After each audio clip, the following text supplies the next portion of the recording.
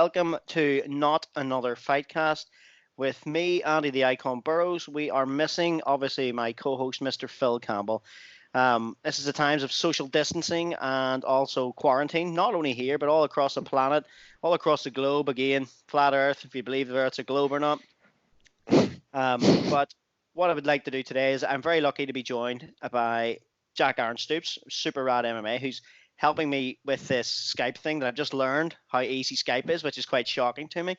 So welcome, Jack. How are you? I'm doing very well. Andy, what about yourself? Not too bad. Actually, first of all, what I want to do first of all is just to point out, if anybody hasn't been listening to Super Rad MMA in the last couple of weeks, you've had some outstanding guests. Yes, starting out with UFC heavyweight top 5, Curtis Blades. Then you had Josh Emmett, the awesome interview with John Fitch, one of my favorites.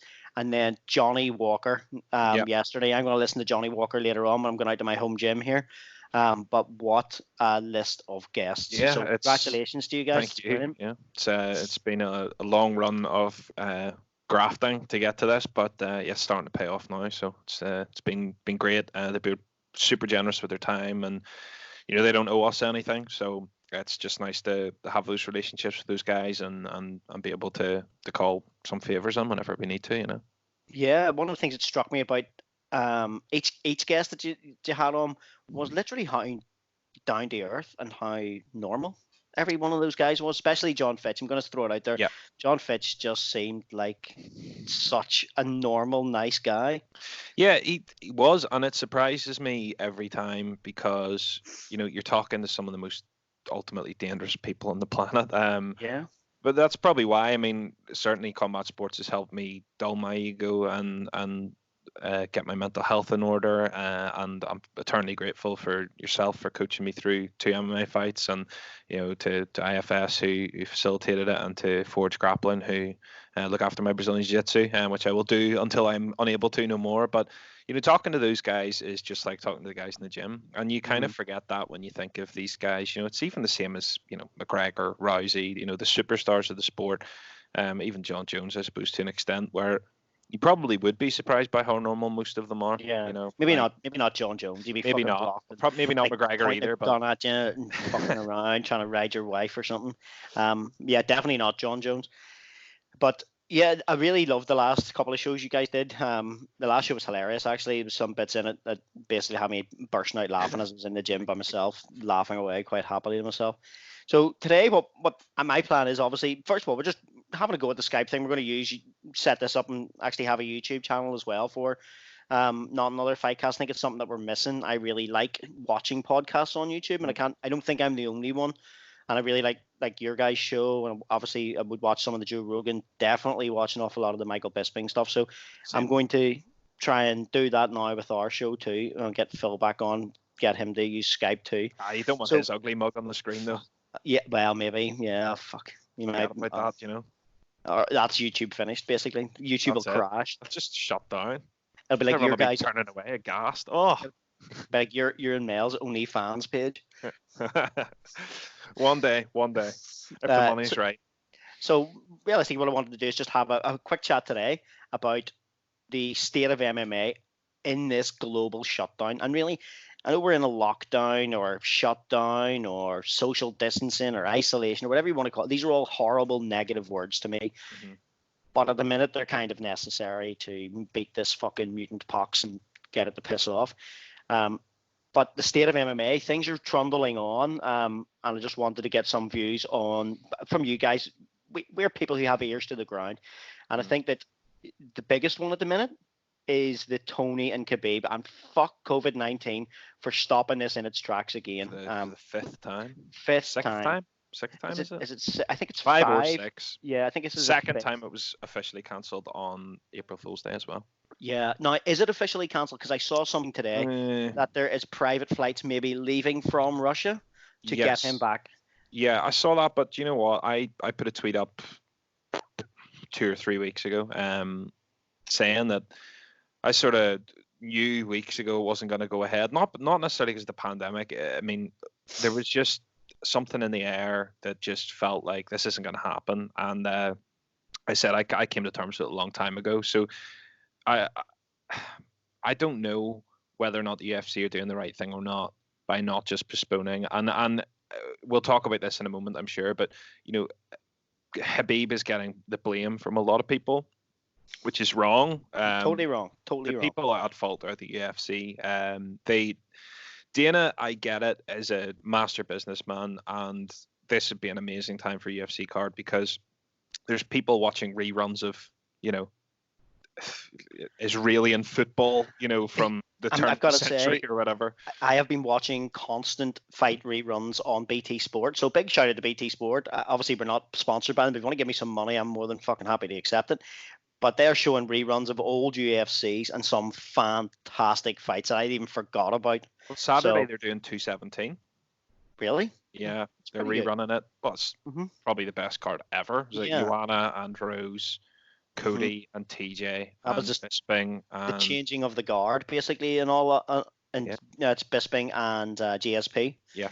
That's the one that got Dan Alenjak, Obi-Wan, to nearly cave my ribs in, if you remember Yes, that. I remember seeing that video. Yeah, It looked pretty gnarly, to be fair. it's fucking horrendous. I just Yeah. don't know why, other than for money, why the UFC are doing this. I mean, I understand that they, as a business, want to have cards that they can run when no one else is watching it, and I have no doubt that they would sell well or have really good numbers. But this is what the outcome of trying to do this is, and to me, well, why don't you just wait and give me a card that has Ferguson and Habib with the undercard of Masvidal and Usman and Yeah. Ngannou and Rosenstruik? Why don't you just Connor wait? and Gaethje, get them on the same card. Just wait and give me that. Like I have waited years for Connor or for Tony and Habib. I can wait a few more months.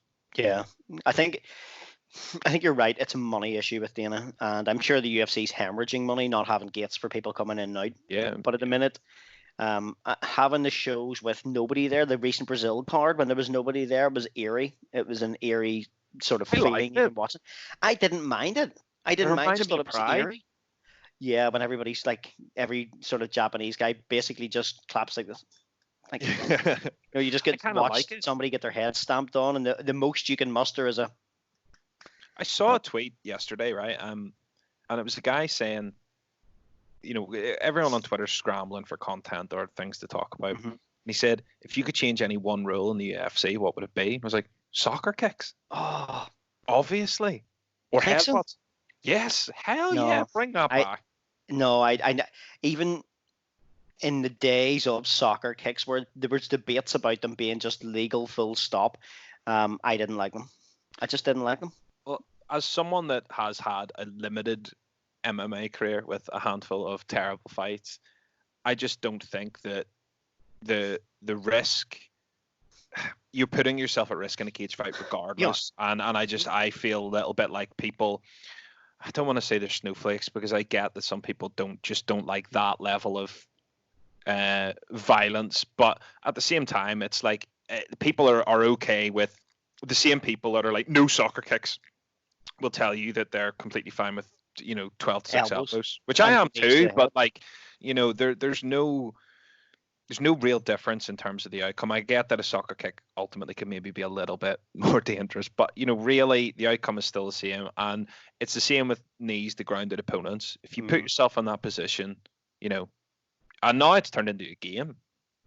Yeah, it is. The hand touch. If you remember the Masasi and Weidman fight, where he lifted him up, it was a clever move by Masasi, and obviously Weidman, he fell foul of his own sort of gamesmanship that day. But I don't know. I think soccer kicks in that respect, good. It's a good debate to have.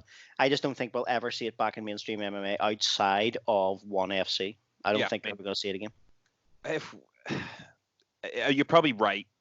But if it's the one rule I'd love to have back because it's a complete game changer.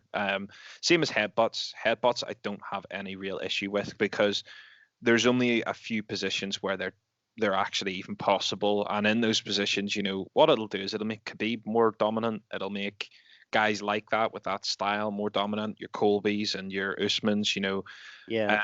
And really, do you honestly think those guys would compete under those rules? Yeah. I don't. Serious, I Yeah, genuinely don't. I just don't think it is now as visually acceptable as it was. The shock value of the first ever UFC, where there are no rules, not where you were allowed the headbutts, and you remember Coleman basically just smashing through people using headbutts. Likewise, Coleman when he went to Pride, the Takada fight taken out of the equation completely. I think anything with Takada in it has got an element of yeah. fakery to it.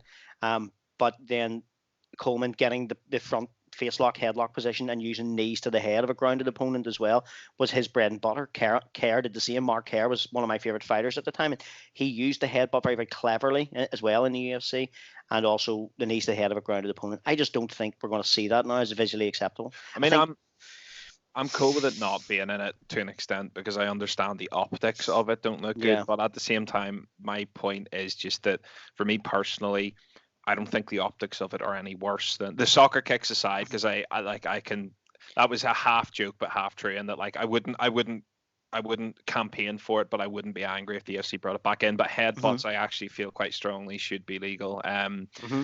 And maybe some fighters wouldn't compete under that rule set. You might be right, but Hmm. at the same time, I think when you have some of the things you already have in the sport, like would I rather get headbutted and knocked out, or would I rather that you put me into an omoplata and rip my shoulder apart? Yeah, or would you rather get kneed in the face? And this is coming from somebody who has been kneed in the face in an MMA fight. It's pretty horrible. It's not one of those From things. what It's you remember, from the bits that I have got recollections of it. Yeah, it's not pretty nice. And headbutt. I mean, I think a headbutt's more likely to cause a facial fracture or it's a true. laceration rather than a concussive ending fight. But that's what I'm For saying. It's purely optics. Then yes, it is, it's and that's it's just why about how it looks. the Joe Rogan argument of no gloves. I think he's fallen back on that. He's gone back now and says no, happy with the gloves simply because after watching some of the BKB stuff, which I am a monstrous fan of, I'm a huge fan of bare knuckle boxing. I think that no gloves in MMA. I think that if you're going to add soccer kicks and headbutts back in, you're going to have to dispense with the gloves and go back to old WVC, which again Johnny fought in the WVC. And a little aside, I think we touched on it on the podcast with Johnny. If you haven't listened to Johnny's podcast, please go back and give it a listen. It's an absolute cracker. But when we were in Brazil and they were doing the rules, and you were allowed to strike to the groin in the Mhm. WVC, which I thought was totally mental, to be honest with you. But it was pointed out at the rules meeting. Yes, you're allowed to strike to the groin, but if you do, you are finished here. That is it. You are finished. So not one person threw a groin strike the whole time, but they kind of just told us you're allowed to do it. We're going to advertise it, but you're done. Do not, it's kind of do not do it. It was like kicking to the head of a downed opponent. We Mhm. talked about that in the rules. They said it's allowed, but please, think about what you're doing. And I think there was only one fight that had a kick to the head and of a grounded opponent. The headbutting one, I think, has the biggest cause for um, campaign, because I think that name me one time that you remember where it ended someone's career or did more damage than what could be done with a head kick or an Or an elbow, elbow. or it's if there was a case of, yeah, but that one time that Mark Coleman killed that guy, I'd be going, okay, fair Yeah. enough. But at the same time, this is a sport that's predicated on being as close to modern day gladiatorial combat as you can get. I think it's weird to have certain hills that are just not summitable at all. Like, why allow knees to the head at all if you're worried about it happening in a position? Why do it at all? I just find it weird. It's like, yeah, you can name as hard as you want to the head, but not if he's on the ground, or not if Yeah, it ABCD. doesn't actually make any sense. That the knees to the head thing on the ground, although quite again visually difficult for sometimes for some fans even as well as legislators to probably look at, the knees to the head on the ground don't really make any sense to me compared to knees to the head standing. If you've ever Mhm. watched the Anderson Silva Rich Franklin and the Oh, knees to the face, as his head was completely immobile as he mhm. was getting smashed by possibly one of the greatest strikers the sport has ever seen, if not the greatest striker the sport has ever seen, and you are worried that he could do that to you on the ground. What's more devastating? Genuinely, what's more devastating? Well, We and don't that, know. yeah. I would say Well, the standing I knee would in have that thought respect. I would have thought so, because the other thing as well with knees to the ground, if the opponent is grounded and the person attacking is also grounded, the amount of force that you can generate is still huge, but it's not, as you described there, like that, where he was pulling Franklin's head down, locked in a plumb clinch, and thrust in his knees as hard as he could to the back of his head. There's no way that you can knee someone that hard. I don't think. I could be wrong on that, so I'm willing to back down on that if that's the case. But I wouldn't have thought that I'd be able to knee someone as hard from a belly down position on the mat, for instance. Or even there's another good example of that is of MVP and Cyborg. Yeah, I mean that MVP jumping. Well, he literally left an imprint of his knee in his skull. Yeah. Now, there is, as you rightly pointed out, an argument to say that it would be more difficult to do from a belly down position on the mat while you're still defending ultimately, because if the person moves or the person lifts a limb, that leaves an opening for that guy or girl who's defending to get into a better position and maybe to actually negate that. So there's going to be a lot of transition. Each time we discussed there, the Rich Franklin and Anderson one and the MVP and Cyborg, they were unprotected, unguarded, horrendous smashes to the face. There's an argument to be made, and I think you might have changed my mind here on this, of knees to the head on the ground. I would find that a difficult one not to allow, but I think headbutts visually they'll probably never ever come back. And I think that the kicks to the head on the ground in what we know as MMA, in Bellator and in Cage Warriors, those sort of shows that we're getting over here at UFC, we're not gonna see that again. I think you're right that we'll never see it again. And I also think you probably you'd be right in saying as well, you're probably not going to see knees to grounded opponents in most states either. The knees to ground opponents one is the one that I find the most frustrating, because it's not about optics. It is, I think, optically worse to have someone be able to do it. That, as you said, is a perfect example. The Anderson Silva, Franklin. That is a worse optic than what could have been Weidman and Masasi, because that optic, essentially, if you take that as, let's just say Weidman was grounded, that's how ridiculous that this conversation can get, where that half an inch between Weidman's hand and the mat was the only difference between that strike completely okay and not. And yet, when it was legal, everyone was instantly like, "Well, that's okay then. It's sweet." And you're going, "Well, what difference does it make? If his hand had been on the mat, the strike looks the exact same. Same amount of power, same amount of damage, same direction, same angle." 12-6 elbows is dumb too. Yeah, the 12-6 elbow. That's there's so much to prove. The 12-6 elbow is massive pile of dog turd, and I think that people. I don't know if that'll ever change either. I genuinely don't think it will change. I think it's a rule now and it's going to be set in stone. But I think, the state of MMA that we have, or state of combat sports, in fact, we know all boxing, British Board of Boxing Control has suspended all competition. I think at least May/June here as well. So you're not going to see some of the fights that we had hoped for. There was obviously Usyk and Chisora in the works. There was so many other great fights that were on the cards really for everybody. There was obviously the Anthony Joshua fight. There was also the talk of maybe Wilder Fury 3, and then Joshua, if he gets through his Povetkin or something he was against. Kubrat Pulev, you're right, he beat Povetkin before. You're missing out then on maybe having that later on in the year, the winner of Fury Wilder taking on Joshua. I think this COVID-19 pandemic has kind of destroyed combat sports for 2020. You've raised a really interesting point, though, which actually plays into the UFC's favor.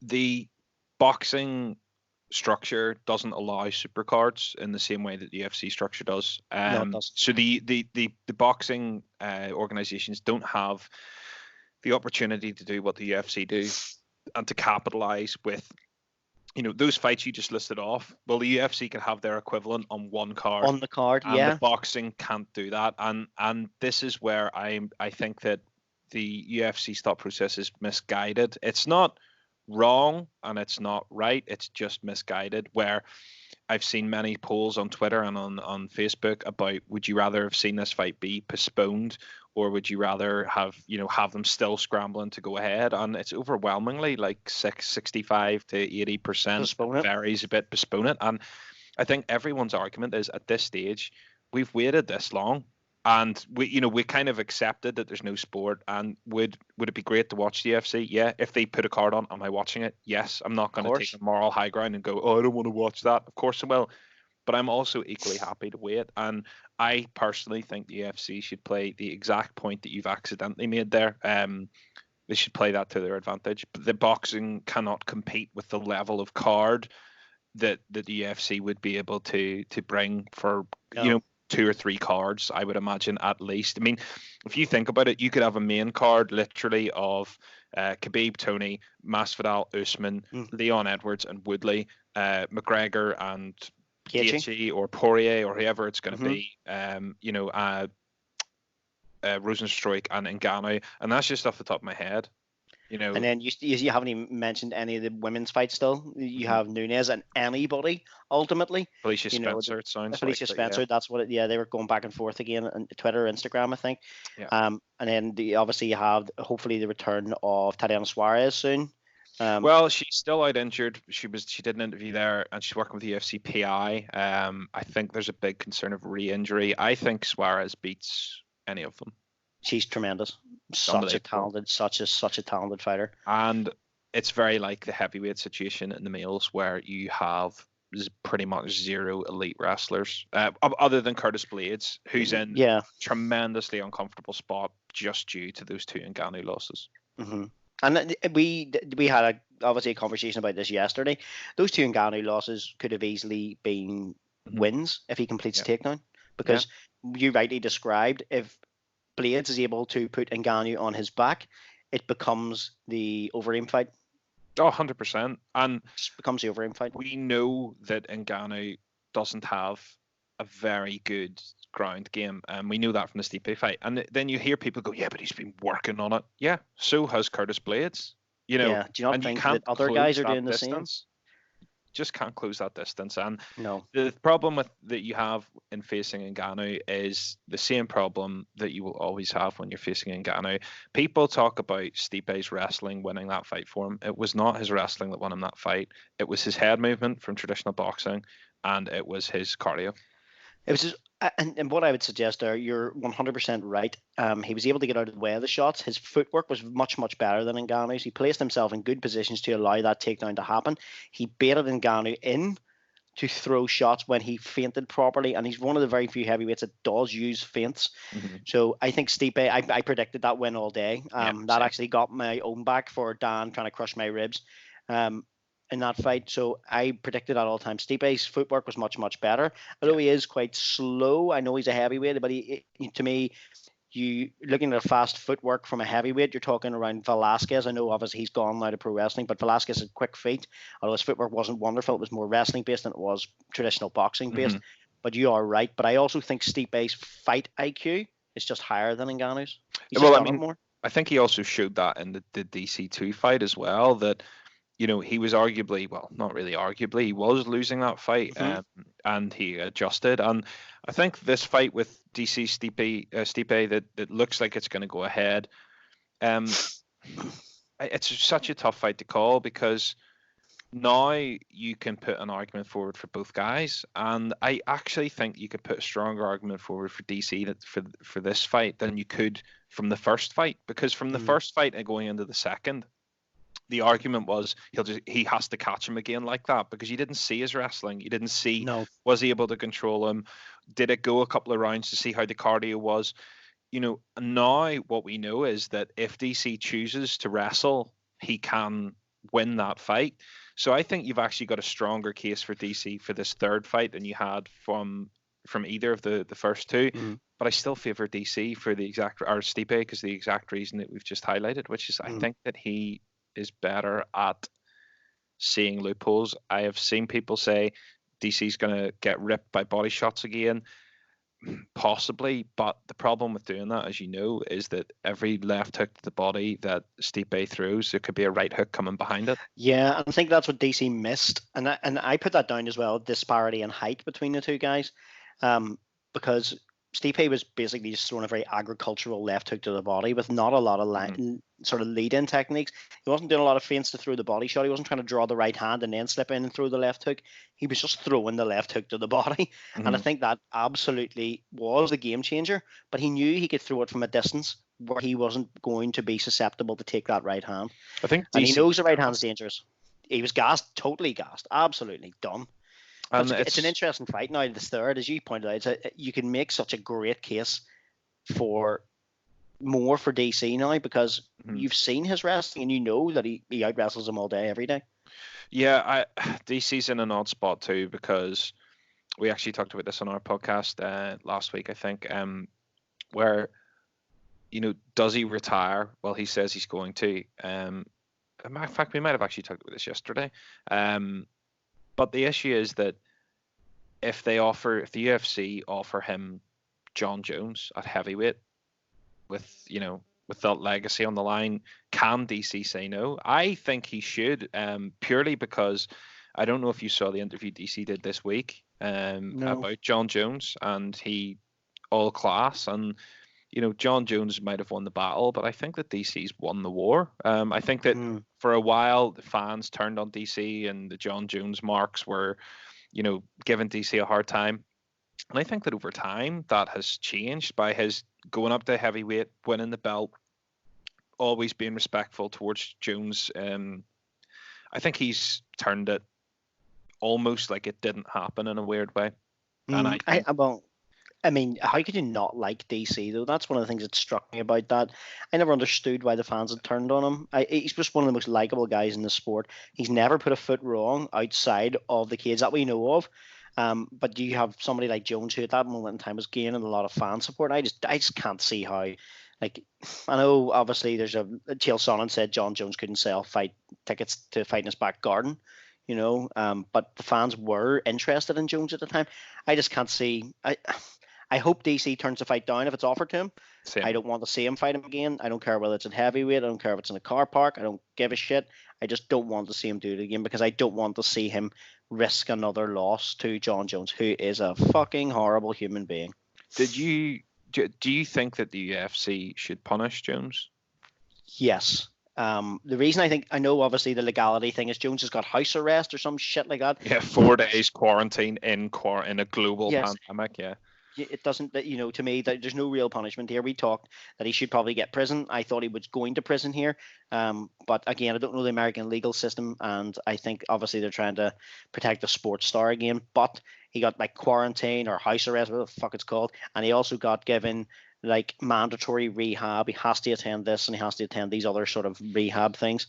So maybe if he does have a substance abuse issue, I am deeply sympathetic to any person who suffers addiction. It doesn't excuse it. But it doesn't excuse him being a horrible bastard. And that's where that comes. There's plenty of people in the world who have substance abuse problems, but they're a nice guy and they're not going to place other people's lives at risk. Well, he isn't a nice guy and he's placing other people's lives at risk. Yeah, you've hit the nail on the head for me, which is that I've seen people defend him because he might have addiction problems. And he came out after him, was like, yes, I have an unhealthy relationship with alcohol. And you're kind of going like, duh. But you hit the nail on the head, which is that he fired a gun off in public. Now, yes, you can argue that he didn't ultimately hurt anybody, but he could have. He was also drunk in charge of a weapon, which I'm gobsmacked that isn't an offence in its own right. But worse than that, he has not only priors in exactly what he did, but he has prior evidence of directly endangering other people. And I fear that I don't know a lot about the American prison system or legal system, and I'm not going to pretend to, but what I do know is that here we have a rehabilitation-based prison system where some people argue that the sentences are too light, and you know, people get out again too quickly, etc., etc. But when you compare our rehabilitation rates to our reoffence rates, I should say, to other countries in the world, we're actually doing better than a lot, not than all. I think Norway or Finland or Sweden, one of the Nordics, of course, wonderful countries. Yeah, but ironically, the one I think that does it best barely has a prison system. It's like, you know, it's almost like they get sent to school again. You know, like I'm half joking, but it's that kind of stand in the corner and think about what you've done. No more murder. But with Jones, the deterrency-based system where prison's this bad, scary place to go in America, the idea of that is that you don't commit the crime because you're terrified of going to prison, right? And I'm sure most people are, and I'm sure Jones is. But the issue is that not sending him to prison hasn't worked. No. That's where I'm at with it. If I'm a judge, Yeah. I'm saying that. I'm saying exactly that. I'm saying we have tried our best to be as lenient with you as we can, but you have taught us that not sending you to jail doesn't work. It doesn't help. So no, it clearly it isn't helping. And you rightly pointed out our prison systems here. We have a rehabilitation approach to people who are judged to commit an offence. And when those people are committed offence, the punishment is a removal of your liberty. And the removal of your liberty means going to prison. So you're spending time in prison. But while you're there, that's not for you to be punished. That's for you to be rehabilitated, re-educated, and leave that facility to come out and become a better human being. And as you pointed out, our offence rates, reoffending, might be a lot lower. And I think that's because we are doing things a bit better. And we've all watched those programs in American prisons where guys get, like, how many years you get? Oh, 500. I mean, what the fuck? Giving somebody 500 fucking years in prison? You're never coming out. What has that person got to lose inside that prison? Nothing. You know, you'll become an absolute animal. You'll become like the worst creature. Some people would maybe turn to religion or whatever and become a better person, but the majority won't. You know, But you're just again, going to become this beast. Again, where's the incentive for that if you're not going to get back out? Because if you're not going to get back out, you as you said, you've nothing to lose, and you might as well make your time there as comfortable as possible. How do you do that? Well, you do that and this is probably going to come across very ignorant, but you do that by being the guy who takes all the extra dinners off people, and by being the guy who knows how to get the hooch and contraband, and you do that through in-house crime. I don't think that system kind of works, but I also think that in the way John Jones is being treated by the UFC isn't even being sent to the naughty step. There's going to be no punishment for John Jones. Well, at the same time, probably time, just gonna.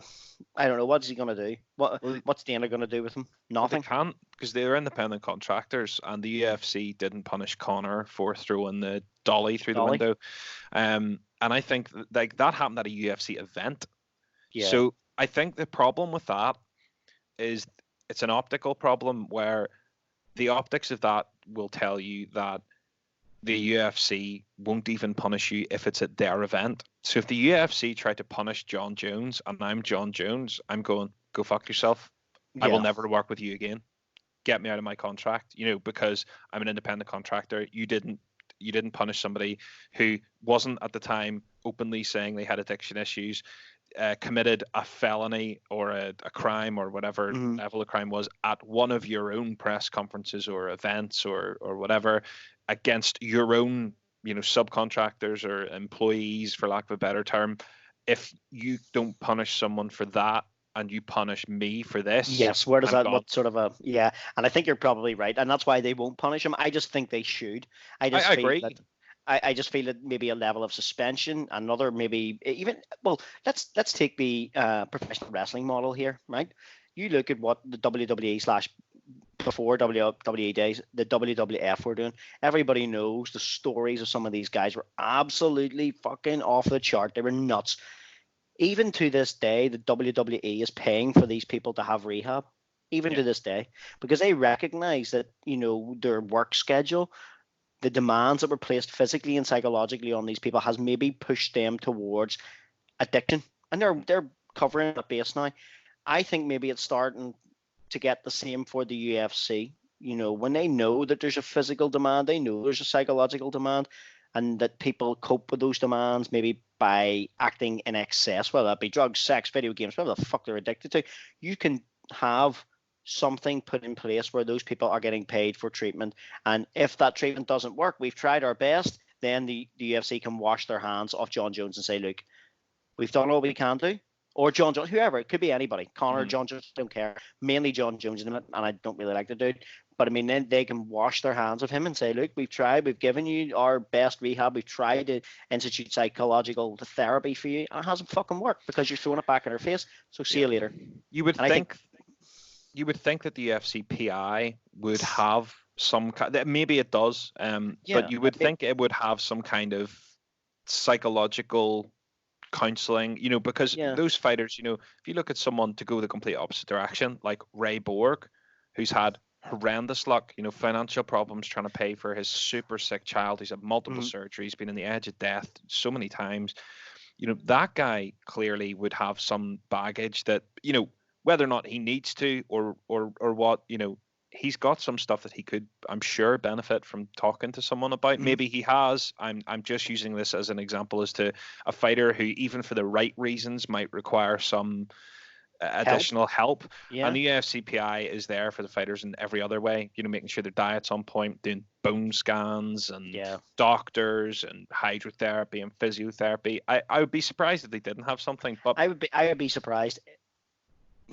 Well, maybe not in the remedial sense, as in after the fact, and they're adding a remedy to a psychological issue. But I would imagine that they do have sports psychologists and mindset coaches and stuff like that who are there to maybe get the guys and girls ready to compete. Because I think that's what the Performance Institute is specifically designed about, making you a more efficient and proficient competitor, not necessarily making you a better person. And I'm going to draw a good parallel here between something that happened in our own country a couple of years ago, which was the rugby rape trial. I'm not going to go over the ground with the rugby rape trial. But what my discussion on that is that Ulster Rugby, as an entity, were making these young testosterone-filled men into fantastic competitors in their sport. They weren't training these guys and girls to be a better human being. To be a better human being outside of what they did, because they didn't give a fuck. Now, I think that there is a plan in place to make these people see that their other actions outside can have different ramifications, and teach them. Because if you're in that model from the age of 14 or 15, like what people can be now in MMA, you can be in this model, gym locked up since you're 14, 15. And outside of that, you don't know how to act. The rape trial is an interesting one because the people involved turned out not guilty. Now, this isn't to remove your point. You're absolutely right in what you're saying, but it's an interesting thing because the Ulster Rugby Club just disposed of them like they were nothing anyway, even though, look, to those who don't know, the summary of the course is one girl went back with one or possibly a number of them, had a wild night. There was some text messages exchanged in a private WhatsApp group that became public. Then all of a sudden there was allegations that she was raped, and I have to go with what the courts found. Yeah, we could say they were found not guilty. That doesn't necessarily fit. Was the way that they were talking about her morally correct? Probably not. No. But I've been in a rugby changing room and I've heard worse. Totally. Listen, I mean, we've been in fighters' locker rooms, we've been in gyms, we've been in, and those are testosterone fueled environments where guys get on like fucking dicks. It doesn't make them criminals. The point that I'm making with this is that the Ulster Rugby Club disposed of them because they were deemed to be of no value to them anymore, right? Because they would have been criticised publicly for this, right? I would argue that the UFC benefit from this because what they have done is created a Floyd Mayweather situation where the fanboys will be happy to see John Jones back, and if he gets a win, what a story, back again from the edge of addiction and all these things. And whilst that might be true, fair enough. But the other side of it is that you'll have people like you and I who are just waiting for the day that he gets his shit pushed in. Yeah, and those people, and I will watch him fight. Benefit from. And here's the converse side of that. I will watch him fight. Is he the most talented fighter of our generation? Probably. Yes, he is. Is he a horrible bastard? Yes, he is. Do I want to see him get his face smashed in? Yes, I do. So here's the reasons why I'm going to watch him. I like him because he's talented. I want to see somebody beat the shit out of him. I want to see the White Knight defeat the heel, defeat the Black Hat. And that's one of the reasons. But we'll all watch him. And another thing? We'll watch him for the redemption story, whether we like to fucking believe 100%. It or not. We'll want him to maybe book another Bible verse onto Twitter and expect their salvation because he's got a Bible verse tattooed on him. I mean, I'm not religious, but what I do know quite a few religious people, and religion has been great for people. It doesn't seem to be doing John Jones any good. So Mel and I actually had this conversation on our podcast as well about this aspect of John Jones. And I've met many great religious people in my life, and I've met some of the worst people I've ever met who've been religious, including some members of my own family. And one in particular did what I believe John Jones kind of plays a card in. And I don't particularly enjoy talking about others' faith, but it seems too evident to me to ignore it. Where someone I know did this, where they did nothing wrong, and it wasn't for anybody else to have an opinion on their behavior or their actions, because that was for the Lord and the Lord only. And if the Lord had forgiven them, then so should I, or so should you, etc. And it's a complete misinterpretation of the Bible. Mel from the podcast has a theology degree, and knows this in and out. And John Jones is guilty of playing similar. It's this idea that he has God by his side, therefore he can do no wrong. And I think that that's incorrect. And I think that in his instance, religion probably would be a very beneficial tool. But I feel a little bit like he either has a misunderstanding, or he is, and this would be much worse, he is playing it as a cover for his actions. Now, I hope it's the former, because the latter is a disgusting behavior. Well, I think it's the latter, because, I mean, the evidence sadly shows that for him. I would just like to think that at some stage he brings himself back to some sort of level where he's not crashing his car, he's not shooting guns off, he's not getting wasted on drugs or whatever he's doing, he's not cheating, not sticking his fingers in people's eyes, he's not kicking people in the balls, and he goes back to being the fighter that we remember. The one that fought Machida. Yeah, that awesome creature who was just able to literally, you would have believed that if any guy was standing across the ring from him on that night, or cage from that night, he would have beat them. He was just so amazing. Well, Mel I would like to see that again. Mel made a really good point about John Jones when he was saying that. I'm just trying to remember what his point was now, because I don't want to get it wrong. Yes, he was saying that when you look at Jacksons, there's been so many people cast out of Jacksons that have had terrible things to say about John Jones, and everyone jumped to John Jones's defense, being like, it's just a guy that's bitter. And now the Diego Sanchez's and the Cowboy Cerrone's of the world don't look so crazy anymore. No, and Nick Colby's don't look so crazy when he said, look, no, I shared a room with this guy, this is what he was up to, don't believe what he's telling you, this is not fair, this is unfair. And yes, unfortunately for Colby, he's playing, I'm going to use an Alex Jones reference here, he's playing that Alex Jones character where there's a shred of truth in amongst a lot of crazy bullshit. Yeah. But you're not going to spend your time sifting through that crazy bullshit to find a shred of truth. But looking back now, Colby, you were like, this guy seems to be telling the truth. Yeah. Did you see the Mark Coleman piece the UFC did? Have you seen it yet? The Where They Are Now piece? No, but I definitely will. They've done 2 of these. They did a Tim Sylvia one. These have only come out this week, I think, and a Mark Coleman one. And the Mark Coleman one is beautiful. It's pretty sad, because you see now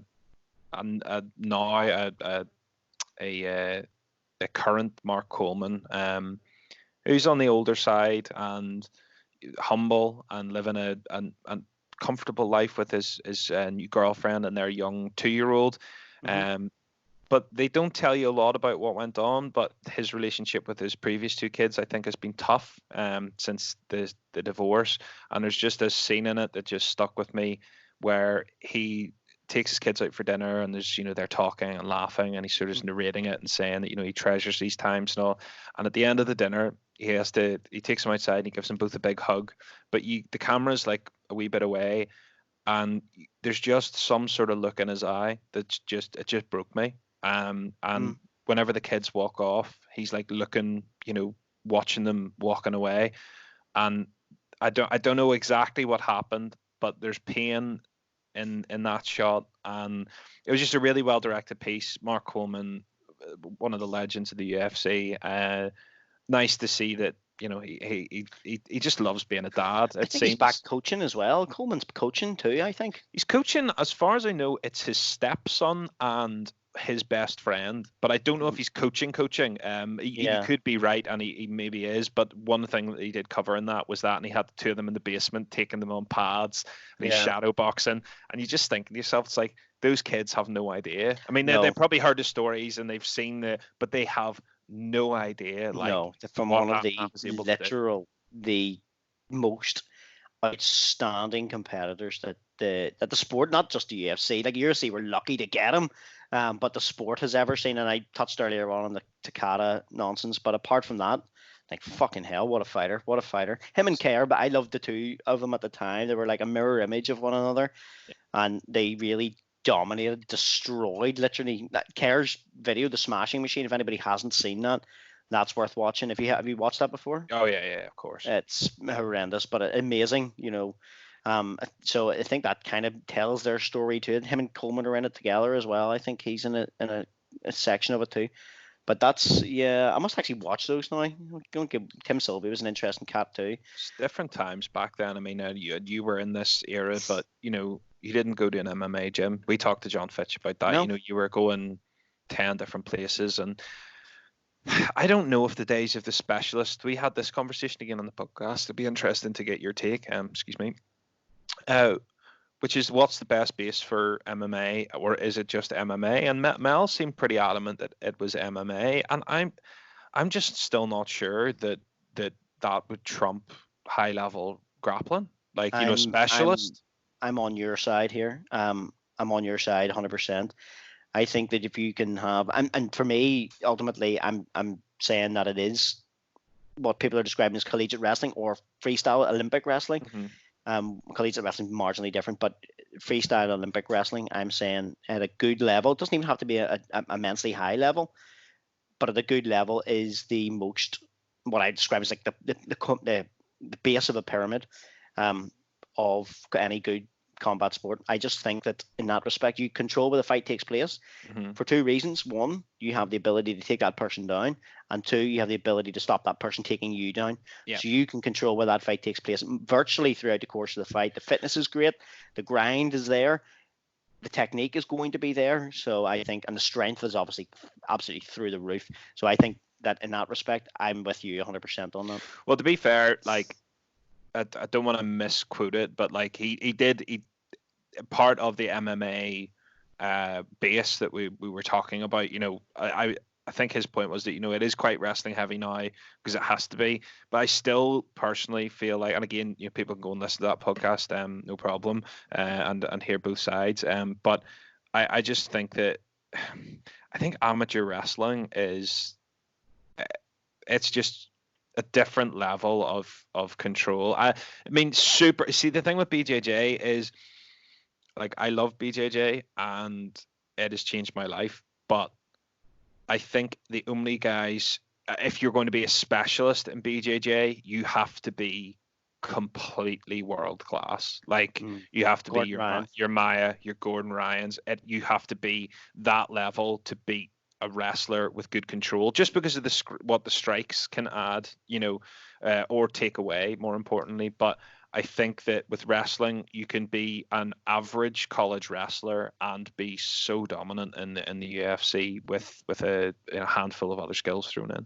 Yeah, I 100% agree with you on that. I don't say I think that's the only sport that, I suppose in essence it is a sport that transfers so uniquely well. And look, let's be honest, think of all the good wrestlers that have made it to the UFC and the average wrestlers who have made it to the UFC and then have looked like world beaters when they're there. Well, like John Fitch had example. John Fitch had up until I think his last year in college, had a fairly, I'm hesitant to say it just in case I'm wrong, but I remember reading on his Wikipedia that it was a fairly average or less than average wrestling record for his first couple of years, and then sort of got things together a bit. But that's just wrestling. It's a different level of control. One thing that Mel and I talked about in the podcast that I'd love to hear your take on was the idea of the Usman Masvidal fight. Mel's certain.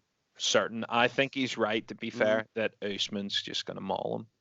Yeah, unfortunately. I mean, you know what? Masvidal's become like this weird caricature of himself in the last number of months. Like wearing a fucking like house coat, a weird, creepy house coat to a UFC event and believing in his own hype at the street Jesus. Don't get me wrong, I like it. I think it's good, and I think it's good for the sport. I think it's fun. But Usman demolishes him. I think Usman won't make the same mistakes that the likes of Askren made. No, not at all. You even watch Usman, he didn't even go for a takedown against Covington. I was hoping to see a battle of two good wrestlers there, and it I'd turned love to into have watched it, literally a boxing match. but I think you get what you get when you watch. There's an argument to be put forward when you watch Brazilian Jiu-Jitsu that it's more fun watching the lower belts sometimes, because the upper echelon guys can quite often cancel each other out for long periods of time, especially Yeah. more so in gi than no gi because you've handles on you. But there is an argument to be had that the lower bits are, and I think that that's what you'd have got. You'd have just had. I think Usman could have got him down. I think Colby could have got Usman down. I think Yeah, that Usman could have 100%. got back up. I think that Colby could have got back up, and then you had a fight in the feet. And I think that that fight, if you play it over 10 times, I don't think it go. I think it goes 6-4 at Usman. Yeah, I 5-5. I don't think it's all one way, and that fight wasn't all one way either. I was really enjoying the fight. I thought I felt sorry for Colby getting stopped, but I think it was a right decision. Yeah, it was a right decision every time. I'd like to see him come back. I would like to see him get the winner of Usman and Masvidal, but I think it's Usman again. Usman, I say that I think that fight has moments, because I think that Usman's striking's limited in the same way that Colby's is. They're not bad strikers. They're very good strikers, but they're not like Masvidal. His boxing is clean, and His he's boxing some is snappy superb. kicks. He's underrated when it comes to boxing, and his pure boxing ability is great. Now, I don't think that beats wrestling. I favor Usman, but I think there will be some hairy moments because I think this could look like the Maya fight a little bit. Yeah. Again, Maybe that was a split decision loss to Maya, wasn't it? For I think Usman a bit more dominant than that. Yeah, I think also Usman, because he's so physically powerful, and you can just see how much strength plays into his game when he has you in a good position. And I think that, and he carries the power late on in the fight, as you could see against Colby. I sadly would fear for Masvidal's safety in this one. I don't think he's going to knock him out. He's not going to be the Darren Till finish. It's not going to be similar to what he couldn't. I know I'm going to say he couldn't finish Nate Diaz. He did finish Nate Diaz, but Nate Diaz was not going to be knocked cold by Masvidal. No. See these people saying that the Diaz fight was turning? It's like garbage. Were we watching the same fight? Like, was it turning worse for Diaz or what? He was just getting his balls kicked in. There's no. Yeah, I think it was a recipe for him getting knocked out, to be honest. Or getting badly hurt. I don't think he's going to knock him cold. I don't think he's knocking him cold. I think that's reserved for people like Josh Thompson to do that with Diaz. I don't think that's reserved for somebody who hits very, very hard but isn't known until very recently as being a knock-out single-shot striker. So I think that was just going to get worse for him. His technique was much better than Diaz's on the feet. Diaz didn't seem to be remotely interested in taking the fight to the floor. He literally just wanted to stand and throw down, which is great for the fans. But I'm glad it ended when it did. I didn't want to see him take any more. I just didn't think it was fair. So one of our YouTube videos that I did on eye pokes in MMA, right? We talked about the glove redesign, right? And I was saying that, do you not think that the UFC are missing a trick with the Contender Series to use that for, like, see, open scoring? Do you know they're trialing that? Do you not think that the Contender Series would be a great place to be like, redesign gloves, try them in Contender Series, open scoring, trial it in Contender Series? Do you think the UFC are missing a trick with that? 100%. That way you could try out new bits of fight technology. I mean, these things exist. Those Pride gloves, many eye pokes you see in Pride, very, very few. Many eye pokes do you see in amateur MMA? Yes, with the shape of the glove. I agree. Glove. It's a similar glove, yeah. And I think that is, you make a very, very good point. Why don't the UFC try out their own fight technology in their own show and then patent that, get that moving, and then maybe use it in some of the bigger shows too. I just think that there is a glove out there. There has to be a glove out there that stops all this. It stops the John Jones stabbing you in the eye. DC's guilty of this too, by the way. 100%. I'm not picking on Jones, but DC's equally as guilty of the eye poke. I'm picking on John Jones all the time, actually. The problem, me too. The problem I think is, like, with those amateur gloves, the gloves that Mel and I fought in, you can extend your fingers, but you can only do it for a split second. You can't hold your fingers like that because the gloves kind of pulling them back down. But that's all you need. They're flexible enough to grapple. And like I said in the video, like, the problem with grappling in gloves isn't how much you can curve your fingers. It's the fact you're just grappling in gloves. In gloves, yeah. There's no other. They can't get around that. There's never going to be a glove that they can exist that's going to favor grapplers. That just can't happen. It's more area. If you're trying to slide a choke in under the chin, there's just gloves there. But it's just a chunk of leather in the way, whether it be 4 ounces or 10 ounces or 6 ounces. It's still a chunk of leather in the way. That was a great video of the eye pokes. I really loved that one. Actually, it was very, very good, very insightful. So if you haven't seen that, folks, please go. And if you wonder what the fuck I'm up to, I'm trying to plug in my laptop because I just realized I've got like 10% of it left. And a deck off yourself in the middle of a live stream. Well, actually, I did that. You didn't even notice. So nice. What point? Yeah, well, exactly. It was about 5 minutes ago. I was just discussing John. It was the prison bit. I just couldn't contain myself. Couldn't resist. No, but it's a class video. The eye poke video is really, really good. Very insightful, and you touched on the glove thing, and I think you're probably right. Why the fuck not do it? Somebody is going to come up with a better glove. Somebody is going to do it, and they're going to end up with quite a great society or quite a sizable amount of money out of it. Good for them. Good. I wish it was me, but I think that's how it's going to end up. But what I was going to say, we're coming up to the hour marker. So what we've discussed really like the state of MMA in lockdown, which is ultimately shit. State of boxing in lockdown. We know we're not going to get any fights anytime soon. Just to touch on the fight, some of the shows that have been postponed. We have Rhys McKee, Northern Irish fighter, who's fighting for a welterweight title in Cage Warriors in May. That has been postponed again. Although Rhys didn't have an opponent lined up as well. They have the Brave FC. Those fights are postponed. Bellator postponed. UFC teetering on the brink of postponing. So we're kind of without fight sport at the minute. I think that is what's left a lot of these guys and girls in limbo, and it's kind of left our shows in limbo. So I think that I don't know where do we go next, and what do you think happens next? Nothing. I think we as fans have an onus of responsibility to vocalize how we feel on social media, and let it play out how it will play out. As I said, most of the polls I've seen have suggested that most people are happy to wait. This is an opportunity for the UFC to curry some favor with the fans, to do a poll and say, what would you like us to do? Would you like us to pause and then resume a normal schedule? Would you like us to give you 2 super cards when we get back and then resume a normal schedule? Would you like to see us really scramble and try and get cards put together? Let the fans do it, because this is bordering on bad PR what they're doing. And for all of the new fans, and I suppose it's not in a way because people are going to watch anyway, but there's an opportunity here for the UFC to actually listen to their fans and what they want. And look, at the end of the day, if they'd done that 3 weeks ago, we would still have Khabib and Tony to look forward to. It just wouldn't have been on April 18th. No, I totally agree with you. I can't point, and I don't think there's a better way of putting that.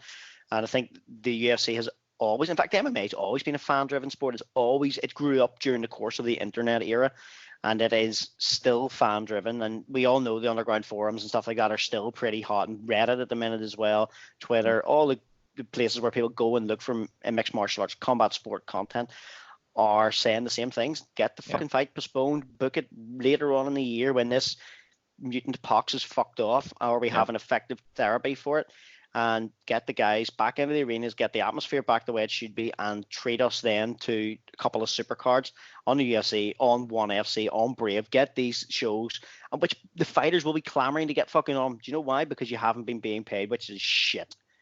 Plus, you're cooped up in the house. You're back in the gym. You've got that fervor. You've got that vigor back into your training again. And that will hopefully bring forward a rush of combat sports shows. That's what I'm hoping for. This is my dream of lockdown. My fucking lockdown combat sport wet dream is that once we get out of this shit. Yes. So once we get the fuck out of this shit, that there's going to be some much better cards in the offing, because people have been starved of MMA. At the minute, I'd probably watch 2 tramps fighting. I would watch it. I would definitely fucking watch it anyway. Would probably end up trying to commentate on it or something. Did you see your man in Belfast going at your boy with the sign in the shop?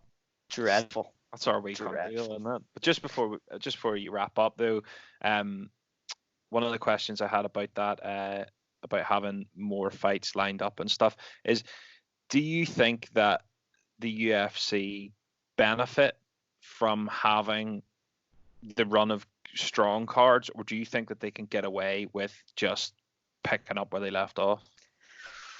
No, I don't think they can pick up where they've left off. I think they're going to have to put a run of very, very strong cards together. And when we say strong cards, there's like you've one of the first guys to do this, and you've looked back over some of the older cards and went, that's a sleeper. This is a sleeper.